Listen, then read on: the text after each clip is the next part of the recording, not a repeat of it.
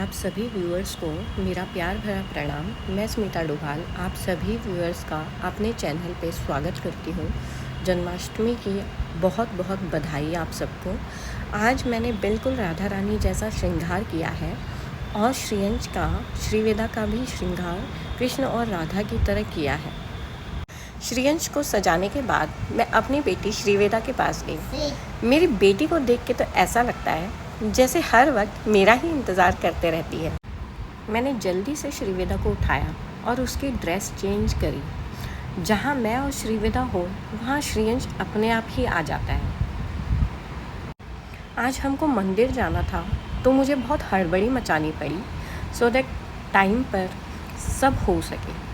श्रीयंश को पता था कि हम कहीं जाने वाले हैं, इसलिए तो यही सोच रहा था कि हम कब बाहर निकलें। अब बाहर निकलते ही ये देखो, ये हमसे भी पहले अकेला अकेला भागने लग गया। फिर उसके पापा मेरे पास लेके आए कि तुम इसका हाथ पकड़ करके चलो। फिर मैं श्रीयंश और श्रीवेदा को चलाने लग गई अपने साथ, जो थोड़ा बहुत बैलेंस बनाने के लिए तो टफ होता है, बिकॉज श्रीवेदा भी चल नहीं पाती है, सिर्फ बैठ पाती है या फिर हल्का फुल्का क्रॉल टाइप का कर लेती है। और उसमें भी श्रीयंश का ऐसा था कि मेरा हाथ क्यों पकड़ रखा, मुझे बस भागने दो इधर उधर। भागना ही उसको बहुत पसंद है, वो भी अकेले में। इस ड्रेस में और राधा रानी जैसा श्रृंगार करके मुझे ऐसे ही फीलिंग्स आ रही थी कि मानो मैं द्वापर युग में पहुंच गई हूँ। मुझे बहुत अच्छा लग रहा था इस गेटअप में। स्पेशली ये नथ जो बाकी नथ से बिल्कुल अलग है। हमारी श्री जी ने ऐसी नथ ही क्यों चुनी होगी, ऐसा ख्याल मेरे माइंड में बार बार आ रहा था सजते वक्त। जब तक कि मैंने नथ नहीं डाली थी तब तक बहुत नॉर्मल लुक लग रहा था, गेटअप बहुत ही साधारण सा लग रहा था। लेकिन एक नथ लगाने की वजह से पूरा का पूरा गेटअप ही चेंज हो गया। वो लुक बिल्कुल ऐसा लग रहा था कि श्री जी वाला लुक है। और लोग बातों ही बातों में मंदिर भी आ गया। फिर मैंने श्रीवेदा को उठा करके उसको मंदिर में ले गई, उसको दर्शन करवाए। श्रीयंश को तो मैं बेचारे को ऐसे ही छोड़ देती हूँ कि वो चलना जानता है, तो ऑब्वियसली वो हर मूर्तियों की अपने आप ही जय जय करेगा। और वैसे ही हुआ। वो आते ही फटाफट से शिवलिंग के पास दौड़ के गया। उसको अभी पता नहीं है कि पूजा कैसे करनी है, लेकिन हाँ वो डेली डेली मेरे को देखता है, तो उसको थोड़ा बहुत आइडिया तो है कि जय जय किसको बोलते हैं, ये मंदिर है, इसकी पूजा करनी होती है। इतना बहुत थोड़ा बहुत उसको आइडिया लग जाता है। तो इसलिए आते ही वो एकदम शिवलिंग के पास गया तो उसको समझ में आ रहा था कि हाँ ये मूर्तियाँ हैं या ये मंदिर है। तो हर मूर्ति को अच्छे से देखने लग गया, निहारने लग गया।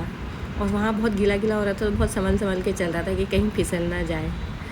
फिर उसके बाद राधा कृष्ण के दर्शन करके, लक्ष्मी नारायण के दर्शन करके, देवी माता के दर्शन करके, शिवलिंग के दर्शन करके हम लोग फ़ोटो वोटो खिंचाने लग गए। मैं, मेरे हस्बैंड, मेरा बेटा और मेरी बेटी श्रीवेदा, हम सारे के सारे बहुत एंजॉय कर रहे थे। फिर जैसे ही हम मंदिर का सब कुछ करके पूजा पाठ बाहर जाने लगे, श्रीयंश घंटी को छोड़ने का नाम नहीं ले रहा था। उसको घंटी बजाने में इतना मज़ा आ रहा था कि बस वो लगातार बजाए जा रहा था। हम सोच रहे थे कब छोड़ेगा, कब इसका खेल ख़त्म होगा, बट वो मान ही नहीं रहा था। घर आते ही, नीचे छोड़ते ही श्रीयंश को मौका मिल गया दौड़ने का। उसको लगता है बस मैं फटाफट से दौड़ूं और हर कोई मेरे पीछे पीछे दौड़े। तो उसके पापा उसको लेने के लिए भागे उसके पीछे, बट वो जैसे ही देख रहा था उसके पापा पास में आ रहे, वो और तेज़ी से दौड़ लगा रहा था। और मैं श्रीवेदा को थोड़ा सा घुमा रही थी। आज थोड़ा सा उमस और गर्मी सी हो रही थी, बारिश के बाद जैसे ह्यूमिडिटी होती है वैसे। हालांकि इतनी धूप नहीं थी, बट ह्यूमिडिटी हो रही थी, तो उसको थोड़ा सा टहला रही थी ताकि उसको अच्छा लगे। घर में आज मेरी मम्मी ने चकली बनाई थी। ये महाराष्ट्रियन डिश है, ये बहुत ही टेस्टी होती है, चावल के आटे की बनती है। इसको बनाने के लिए एक अलग ही मशीन आती है जिससे कि ये बनाई जाती, मेकिंग की जाती, चकली मेकिंग। उसके बाद इसको तेल में तल दिया जाता है। ये एज अ स्नैक तो मेरे को बहुत ही पसंद आती है, करकरी होती है, और मम्मी ने बनाया भी बहुत टेस्टी था। तो हमने फटाफट ये चकली वकली खाया। उसके बाद दिन के खाने की तैयारी होने लगी। आज दिन में कोफ्ते की तैयारी चल रही थी, कोफ्ता बनाने में बिज़ी हो रखे थे। तो कोफ्ता भी हमको बहुत पसंद आता है, इसलिए हम बार बार बनाते हैं। खाना वाना खा करके निपटा करके लंच टाइम फिर हम गए थोड़ी डिफरेंट जगह जहाँ पे थोड़ा सा बच्चों को मैंने घर में छोड़ा और अपने आप मैं और मेरे हस्बैंड रील बनाने के लिए आ गए। तो हम जगह डिसाइड करने लगे कि कौन सी जगह बहुत सुंदर सी लग रही है। तो एक पेड़ मुझे वहाँ पे लताओं से भरा हुआ दिखा, तो मुझे बिल्कुल वही वाली फीलिंग आने लग गई जैसे सीरियल्स में दिखाते हैं कि राधा वाला जो लुक आता है लताओं के पीछे राधा कृष्ण वाला। तो वैसा हम कुछ करना चाह रहे थे, वैसा हम थीम देखना चाहते थे। वहाँ पे बड़े प्यारे प्यारे सफ़ेद सफ़ेद छोटे छोटे फूल भी खिले हुए थे, तो बैकग्राउंड बिल्कुल प्यारा सा मिल रहा था हमको। लेकिन इतने में हुआ क्या कि जब तक के लिए हम मुश्किल से हार्डली 1 या 2 रील भी नहीं बना पा रहे होंगे कि तब तक के लिए बहुत भयंकर तरीके से बारिश आने लग गई। और बारिश ने सारा का सारा मतलब मज़ा क्या किरकिरा किया। वैसे मौसम बदल गया तो ऑब्वियसली अच्छा ही लग रहा था, बट उसके चलते फिर हम थोड़ा सा बारिश से बचने के लिए शेड में आ गए। और वहाँ पे मैं बहुत देर तक मैं सोचते रही यहाँ क्या हो सकता है, क्योंकि टाइम को मेरे को यूटिलाइज़ करना था अच्छे से।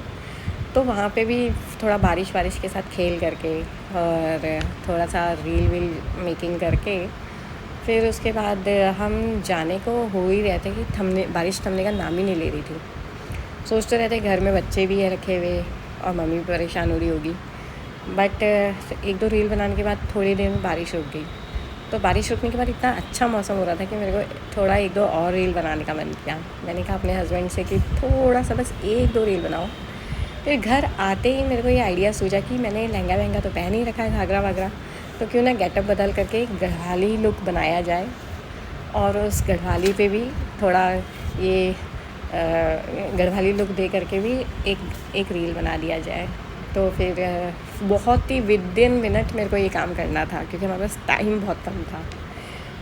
फिर मेरी बेटी झूले का मज़ा लेते हुए आनंद लेते हुए वो झूले पे चुप तो बैठती है, लेकिन उसके दिमाग में यही रहता है कि बस मम्मी कब आए, देखते रहती है वो हर किसी को कि मम्मी कब आए और मेरे को गोद में उठा दे।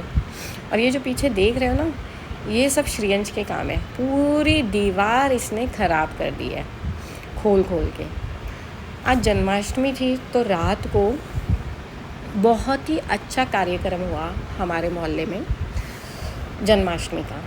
झूले के अंदर छुपा के रखा हुआ था लड्डू गोपाल को, क्योंकि रात के 12 बजे उनका जन्म होता है। सबको कहानी तो पता ही है, बताने की ज़रूरत नहीं है, बट मैक्सिमम लोगों को पता ही है कि रात के 12 बजे ही वो जो उनको झूला झुलाया जाता है 12 बजे से शुरू होता है, क्योंकि 12 बजे एग्जैक्ट वो पैदा हुए थे। फिर जब वो 12 बज गए फिर मैंने भी झूला झुलाया और इसी के साथ मैं वीडियो एंड करती हूँ। Thanks for watching.